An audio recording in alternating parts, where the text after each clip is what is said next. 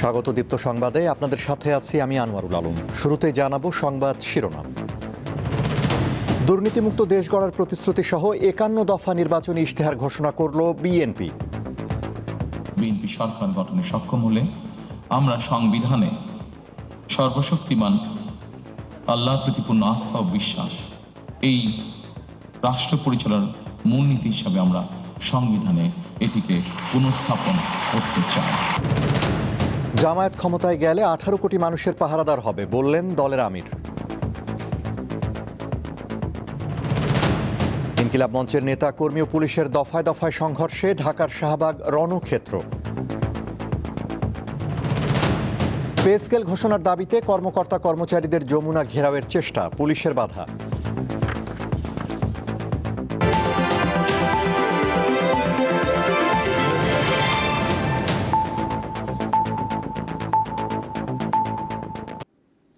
এবারে বিস্তারিত। বৈষম্যহীন আর্থসামাজিক কাঠামোর বাংলাদেশ গড়তে ৫১ দফা নির্বাচনী ইশতেহার ঘোষণা করেছে বিএনপি। দলটির চেয়ারম্যান তারেক রহমান আজ এটি তুলে ধরেন।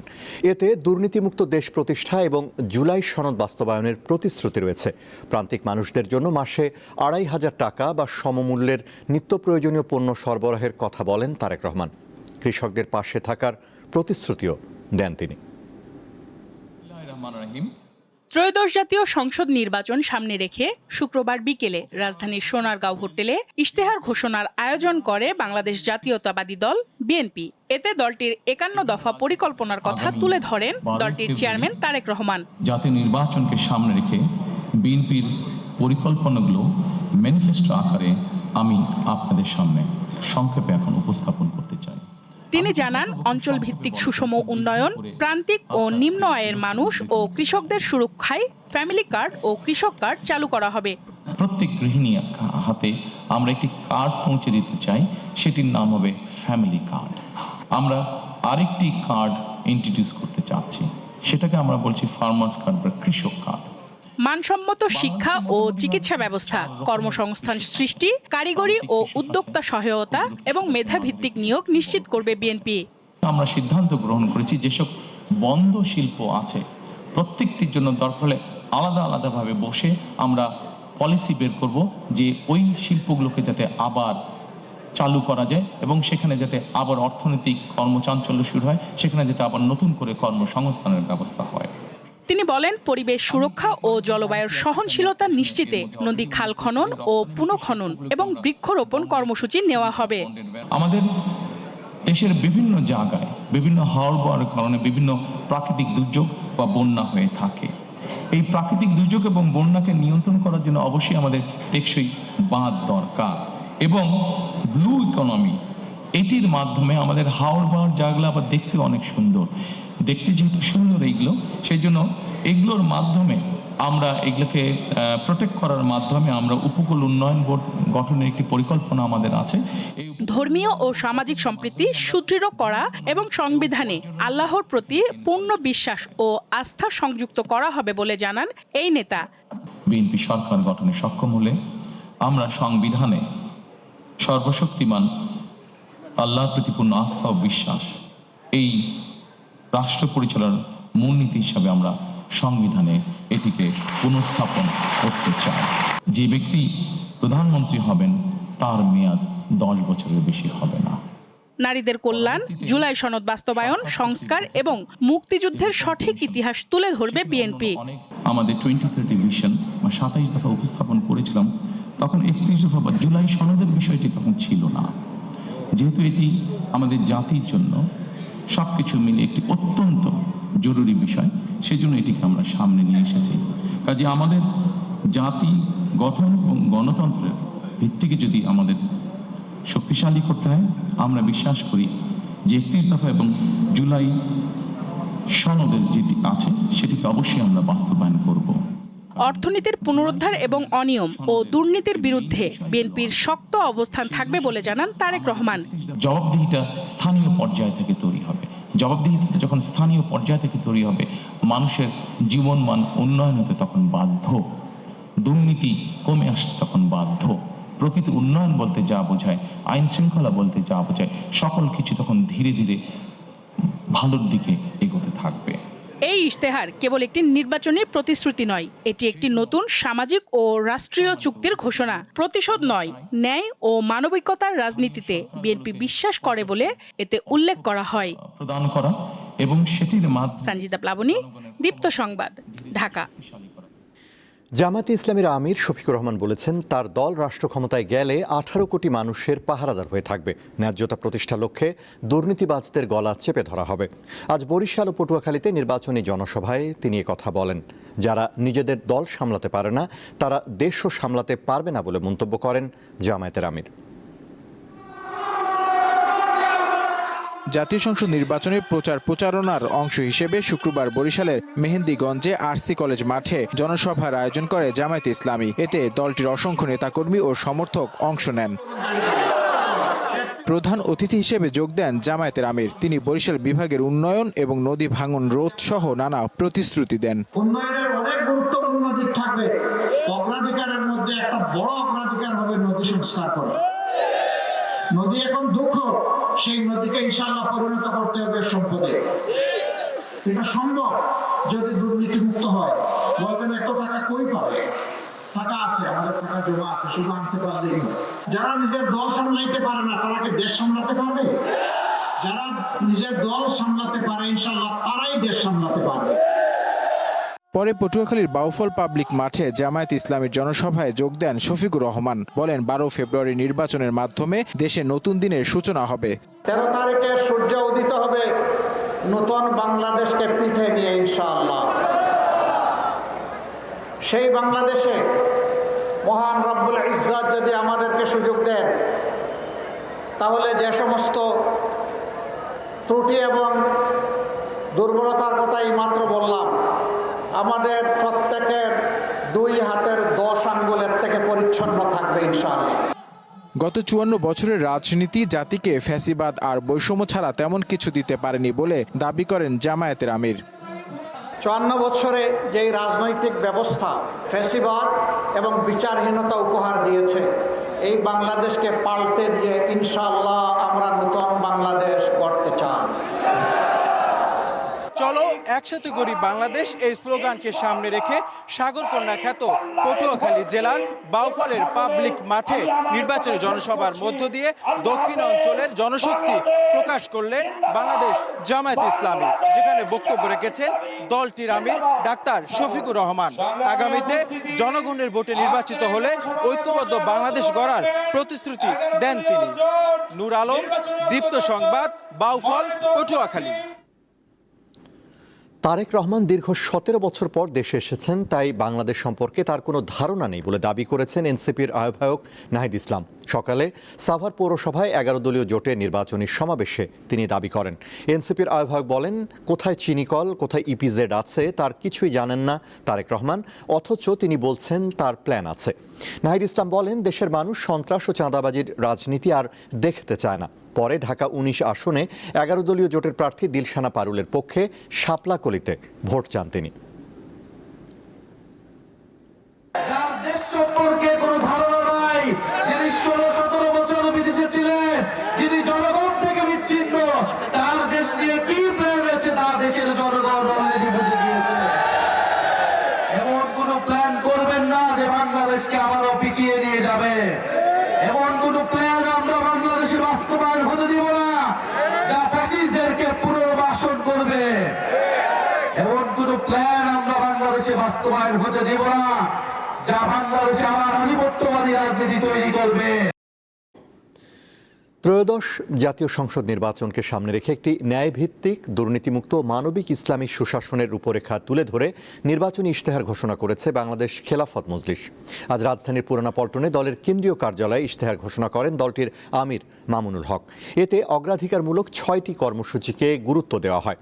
এর মধ্যে সুষম উন্নয়ন ও নাগরিক জীবনের মৌলিক অধিকার, সুশাসন ও দুর্নীতিমুক্ত রাষ্ট্র ব্যবস্থা, শক্তিশালী প্রতিরক্ষা ব্যবস্থা ও জাতীয় নিরাপত্তা, স্বাধীন, মর্যাদাপূর্ণ ও স্বার্থভিত্তিক পররাষ্ট্রনীতি, সর্বজনীন, ঐক্যবদ্ধ ও নৈতিক শিক্ষা ব্যবস্থা ও কর্মসংস্থান। এ সময় দলটির আমির বলেন, সমন্বিত কর্মসূচিগুলো একটি ন্যায়ভিত্তিক, আত্মমর্যাদাশীল ও ইসলামী মূল্যবোধ সম্পন্ন দেশ গড়ার বাস্তব পথ।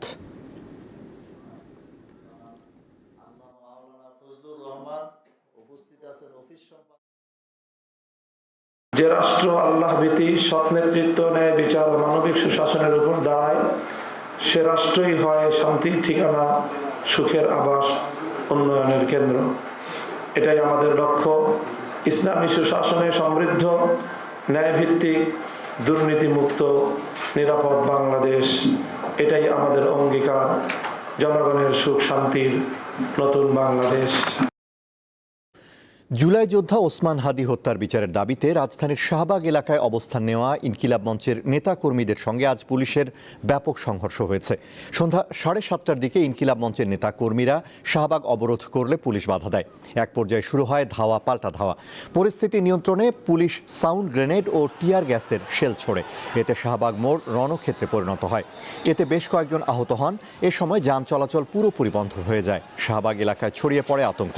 রাত 9টার দিকে পরিস্থিতি অনেকটা শান্ত হয়ে আসে। 10:30টার দিকে ইনকিলাব মঞ্চের নেতাকর্মীরা শাহবাগ ছেড়ে যান। সন্ধ্যা থেকে শাহবাগ মোড়ে অবস্থান নিয়ে বিক্ষোভ করছিলেন তারা।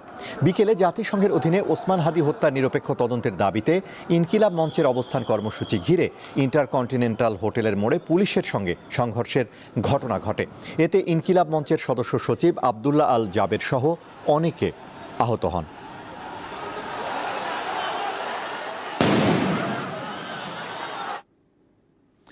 নবম পে স্কেল ঘোষণার দাবিতে আন্দোলনরত সরকারি কর্মকর্তা কর্মচারীদের সঙ্গে আজ রাজধানীতে পুলিশের ধাওয়া পাল্টা ধাওয়ার ঘটনা ঘটেছে। আন্দোলনকারীরা প্রধান উপদেষ্টা অধ্যাপক ডক্টর মোহাম্মদ ইউনূসের বাসভবন ও আশপাশের এলাকায় জড়ো হলে পুলিশ জলকামান, সাউন্ড গ্রেনেড ও লাঠি চার্জ করে তাদেরকে সরিয়ে দেয়। এতে পুলিশ সদস্য সহ বেশ কয়েকজন আহত হয়েছে। পুলিশের জলকামানের মুখে নবম পে স্কেল ঘোষণার দাবিতে মাঠে নামা সরকারি কর্মকর্তা কর্মচারীরা। ফলে বেশিক্ষণ এক জায়গায় দাঁড়াতে না পেরে তারা ছত্রভঙ্গ হয়ে যান।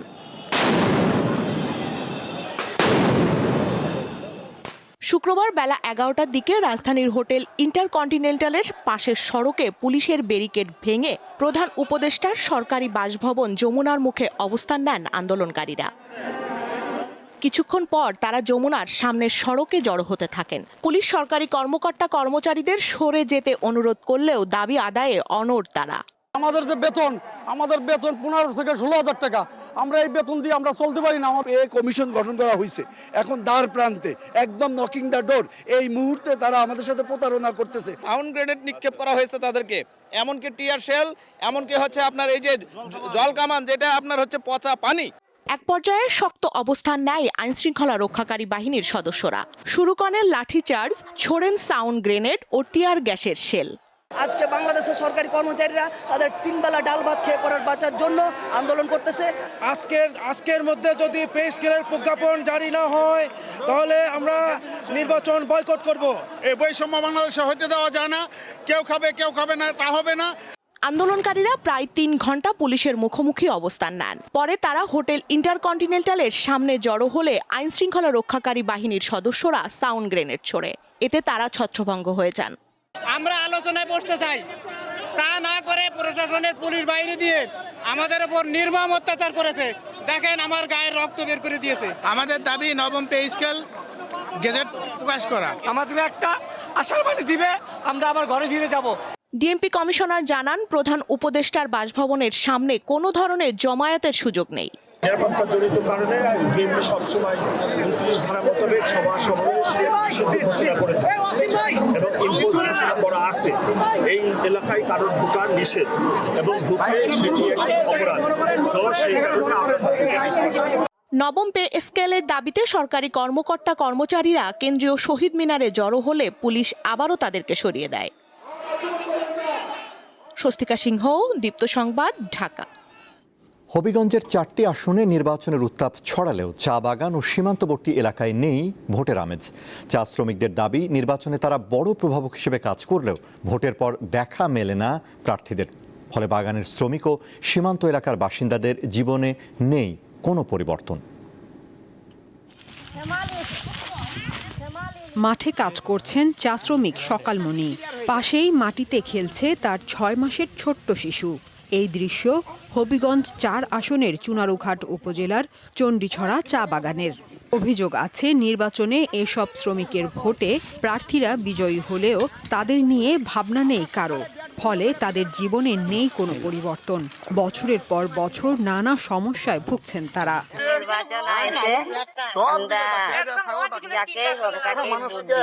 আমরা যাতে ভালো মতো শুধু সকালমণি নয়, দুমুঠো ভাত আর পরনের কাপড় জোগাড় করতে এভাবেই প্রতিদিন কাজ করেন জেলার ২৪টি বাগানের লক্ষাধিক শ্রমিক। তাদের দাবি, প্রতিবারই নির্বাচনে নানা প্রতিশ্রুতি পান চা শ্রমিকরা, তবে কাজের কাজ কিছুই হয় না। দাবি এভাবেই আমাদের ভূমিটা নিজের করে দিবে, আর আমাদের মজুরিটা একটু বাড়াই চলবে, কারণ 180-82 টাকা পড়বে মজুরিতে আমাদের পেট চলে না ভাই। একটা প্রাইমারি স্কুল, একটা অ্যাম্বুলেন্স, আর চাকরির ক্ষেত্রে বলা হয়েছিল যারা লেখাপড়া করতে আছে, আমাদের অনেক শিক্ষিত ছেলেরা মেয়েরা আছে, তাদের চাকরি নাই। ওদের মুখখানা ওই সময় দেখতে পারবো যে সময় ওদের ভোট দরকার, এরপর আর কোনোভাবেই তাদের দেখা মেলে না। এই যে পানি, এখনই পানি নেই, সিনাবার পানি নেই, খাবার পানি নেই। একই অবস্থা জেলার ১০৩ কিলোমিটার সীমান্তবর্তী এলাকার বাসিন্দাদের। ভাঙাচোরা মাটির রাস্তায় চলতে হয় তাদের। অবকাঠামোগত উন্নয়ন না থাকায় নানা সমস্যায় তাদের দুর্ভোগ পোহাতে হয় বছরের পর বছর। তাদের অভিযোগ, নির্বাচন এলেই দেখা মিলে প্রার্থীদের, তবে নির্বাচনের পর তাদের আর দেখা যায় না। আমরা কোনো সাহায্য পাই না, আর নির্বাচন হইলে আইন গিয়া ভোট দিতাম গিয়া। আমরা অসুখে মরি, আমরা একটা ডাক্তার পাই না, কবিরাজ পাই না, আমরা রিক্সা থানায় নেয় আমরা রাস্তা করে দিব, এটা করবো এটা করবো। যখন নির্বাচন জায়গা, রাস্তাঘাট করা তো দূরের কথা, আমরা তাদের বাসায় যাইতে পারি না। হবিগঞ্জ ৪ আসনে মোট ভোটার সংখ্যা ৫,৫২,৭১১ জন। নারী ভোটার ২,৪৭,০৪৯ এবং পুরুষ ভোটার ২,৭৮,৬৬০ জন। হিজড়া ভোটার ২ জন। তাদের পারিশ্রমিক, তাদের চিকিৎসা, তাদের শিক্ষা, অবকাঠামো উন্নয়ন থেকে শুরু করে সবকিছু স্থায়ী সমস্যাটা দূর করে স্থায়ীভাবেই সমাধান করতে হবে। আমার শেষ জীবনে এবং এই দেশের ক্রান্তি লগ্নে বিএনপির আসন অত্যন্ত প্রয়োজন। আমি বিএনপিকে আসন দেওয়ার জন্য আমি এবার অংশ নিয়েছি। জয়ী প্রার্থীরা চা শ্রমিক ও সীমান্ত এলাকার মানুষের জীবন জীবিকার উন্নয়নে কাজ করবে, এমনটাই প্রত্যাশা সচেতন মহলের। সাদিয়া চৌধুরী, দীপ্ত, বার্তা কক্ষ।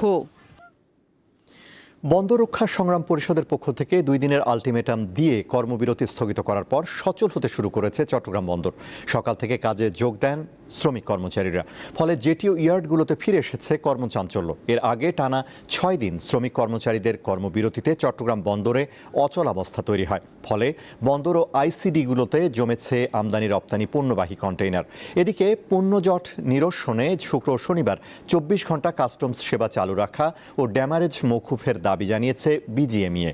বৃহস্পতিবার আন্দোলনরত 15 জন কর্মচারীর স্থাবর ও অস্থাবর সম্পদ তদন্ত করে ব্যবস্থা নেওয়ার জন্য দুদকের কাছে আবেদন জানিয়েছে চট্টগ্রাম বন্দর কর্তৃপক্ষ। একই সঙ্গে তাদের দেশ ত্যাগে নিষেধাজ্ঞা জারির বিষয়ে অনুরোধ করা হয়েছে সংশ্লিষ্ট দপ্তরকে। শীতের মৌসুম শেষ, সামনে রমজান। শীতকালীন সবজির দাম অপরিবর্তিত থাকলেও বাড়তে শুরু করেছে ছোলা, ডাল, খেজুর সহ ইফতার সামগ্রীর দাম।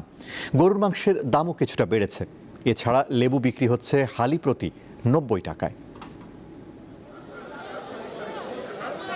কথায় বলে লেবু বেশি কচলালে তিতা হয়, কিন্তু যে কচলায় সে মনে করে আরেকটু রস পেলে মন্দ কি। শেষে আরেকটু রস পাওয়া যায় ঠিকই, কিন্তু লেবুর সেই সুবাস বা স্বাদ বিষাদ করে দেয়। বাজারে গেলে এখন লেবুর দামের তিক্ত স্বাদ নিয়েই ফিরতে হচ্ছে ক্রেতাকে। রাজধানীর কাউরান বাজারে শুক্রবার দরদামের খোঁজ নিতেই জানা গেল লেবুর হালি গিয়ে ঠেকেছে 70 থেকে 90 টাকায়। এটা 12 টাকা আনছি, আলি 70-80। গাছে যে লেবু আছে এগুলো পারতেছে না, রোজার লেগে আটকায় রাখছে। মোটামুটি লেবু সিজনে বলা চলে, লেবু গাছ থেকে আসতেছে, কিন্তু লেবুর দাম এত বেশি কেন বুঝতে পারতেছি না। ঋতুর পরিক্রমায় এখন বসন্তের বাতাস বইতে শুরু করেছে, বিদায় নিচ্ছে শীতকাল। তবে মৌসুমের সবজির সরবরাহ কমেনি, ফলে দামও স্থিতিশীল রয়েছে। শসা 80 টাকা, 70 টাকা, 60 টাকা সর্বনিম্ন রেট। আর বেগুন, এটা লম্বা বেগুন, এটা মানিকগঞ্জের, এটা 60 টাকা রেট, 50 টাকা বিক্রি করি। কুমিল্লার নিমসার অরিজিনাল টমেটোটা এটা 60 টাকা। রসুন আসলে আপনার 60 টাকা কেজি, এখন বেচতে আছে 80 টাকা, 20 টাকা বেশি, ডবল, সব অনেক বেশি বেড়ে গেছে। কিন্তু বাজার ঘুরে দেখা গেল ছোলা, ডাল ও খেজুর সহ ইফতারে ব্যবহৃত বিভিন্ন পণ্যের দাম বেশ চড়া। কিছুদিন আগে যা কিনছে এখন তো সেইটাতে কিনতে পারতেছি না। দাম বাড়বে, এটা আসলে আমাদের আমরা ইউজ টু হয়ে গেছি। যে হারে আসলে গতবারের যে টাকায় আমি একটা মাসের বাজার করতাম এখন সেটা পারি না।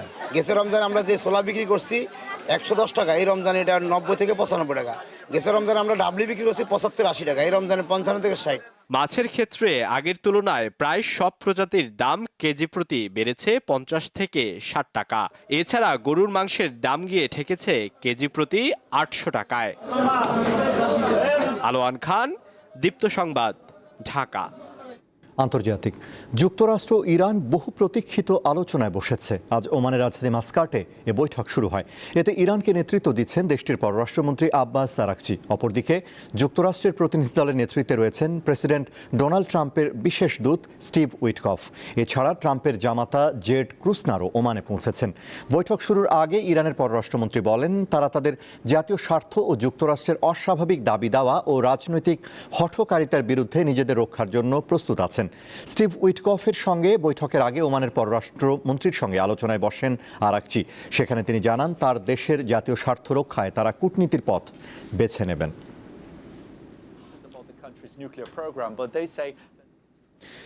লাল সবুজের জার্সি ছাড়াই এবার মাঠে গড়াতে যাচ্ছে টি-20 বিশ্বকাপ, যার প্রভাব পড়েছে জার্সি কেনা বেচায়।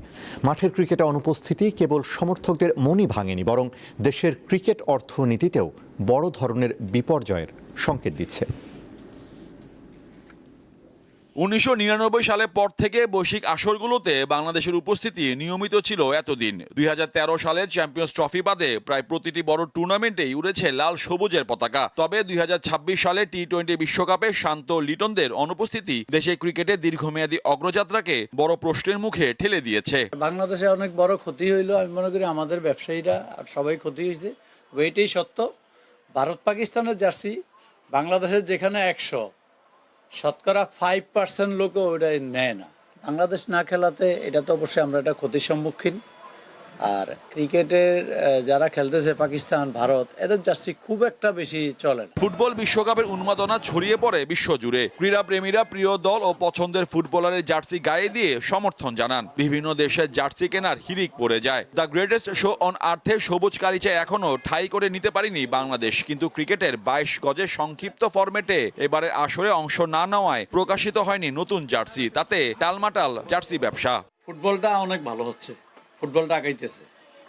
ফুটবলটা এই ধারাবাহিক যদি চলে, আর ক্রিকেটের তো কিছু অস্থিরতার কাজ করতেছে, এটা যদি আবার মিট হয়ে যায় তাহলে ফুটবল ক্রিকেট দুইটাই প্যারালালভাবে আগাবে। আমাদের ব্যবসায়ী, স্পোর্টস ব্যবসায়ীরা গুটি কয়েকজন হয়তো একটু ভালো আছে, আর নাহলে মানে সামগ্রিকভাবে টোটাল স্পোর্টসটা মানে এই যদি অবস্থা দেয়, আজকে 1.5 বছর ধরে আমাদের স্পোর্টস ব্যবসাটা খুব ক্ষতির সম্মুখীন আছে। 2024 সালে গণ অভ্যুত্থানের পর থেকে উত্থান পতনের মধ্য দিয়ে যাচ্ছে দেশের অর্থনীতি, যার প্রভাব পড়েছে ক্রীড়া সামগ্রীর উপর। আসন্ন জাতীয় নির্বাচনের পর নবনির্বাচিত সরকার এ বিষয়টিকে আরো গুরুত্ব দিবে এমন প্রত্যাশা ব্যবসায়ীদের।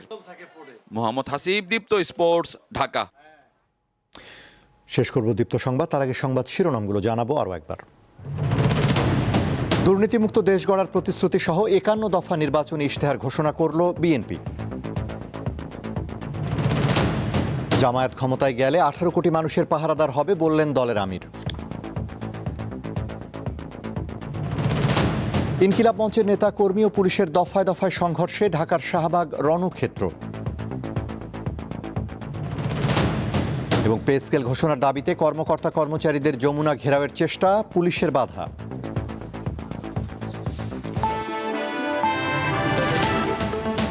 এই ছিল এখনকার মতো। এছাড়া আরও তথ্য বিনোদনের খবর পেতে যুক্ত থাকুন দীপ্তর ডিজিটাল প্ল্যাটফর্মগুলোতে। ধন্যবাদ।